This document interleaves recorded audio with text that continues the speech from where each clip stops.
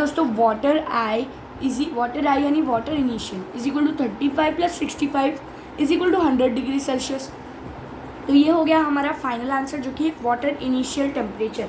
इसे हाईलाइट कर देंगे। ओके, हाईलाइट हो गया। हमने यहाँ पर वाटर इनिशियल टेम्परेचर फाइंड कर लिया है, यानी अब हम इसे मार्क कर लेते हैं। अब देख लेंगे इस ऑब्जेक्ट का इनिशियल टेम्परेचर। तो ऑब्जेक्ट ने गेन किया है तो वाटर ने लूज़ किया है। तो वाटर का टेम्परेचर हम जानते हैं 100 डिग्री सेल्सियस था।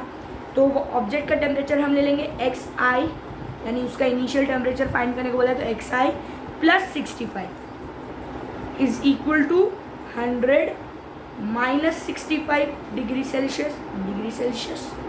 तो इसे इक्वेशन की तरह सॉल्व कर लेंगे। हमें 3 वैल्यू दी हुई है, चौथी फाइंड करनी है, आसानी से कर लेंगे।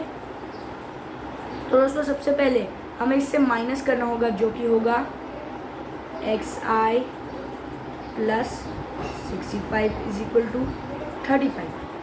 अब जो xi यानी जो ऑब्जेक्ट का इनिशियल टेम्परेचर है उसमें 65 डिग्री ऐड करो, तब जाके वाटर का टेम्परेचर होएगा 35 डिग्री सेल्सियस।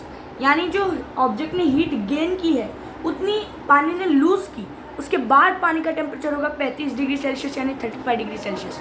तो हम ऐसा कह सकते हैं कि वाटर के टेम्परेचर से अगर आप 65 डिग्री सेल्सियस कम कर दो, यानी अगर इसका टेम्परेचर इसने गेन किया है तो ये यहाँ पर आया है, ठीक है। x + 65 is equal to 35। अब यहाँ जानते हैं कि पानी 35 डिग्री सेल्सियस पहुँचकर रुक गया है, मतलब ये भी 35 डिग्री सेल्सियस आ गया होगा, तभी हमने यहाँ पर 35 डिग्री सेल्सियस लिया है, क्योंकि पानी ने भी वहाँ तक आया और रुक गया, और ये भी वहाँ तक आके रुक गया ऑब्जेक्ट का टेम्परेचर लेना। तो हम कह सकते हैं कि xi इज इक्वल टू 35 - 65।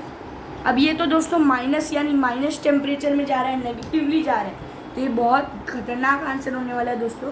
हम देख लेंगे, ये बहुत ही खतरनाक आंसर होने वाला है, तो आप इसे ज़रूर से बने रहना। तो इसका आंसर हम ऐसे ले सकते हैं कि 35 - 65 degree Celsius is equal to -30 degree Celsius. दोस्तों -30 डिग्री सेल्सियस, -30 मतलब जो ऑब्जेक्ट था उसका टेम्परेचर, जो इनिशियल टेम्परेचर था वो -30 था। हम इसे हाईलाइट कर देंगे। दोस्तों हमने आज यहाँ पे 2 न्यूमेरिकल सॉल्व किए हैं, वर्किंग देखी है उसकी।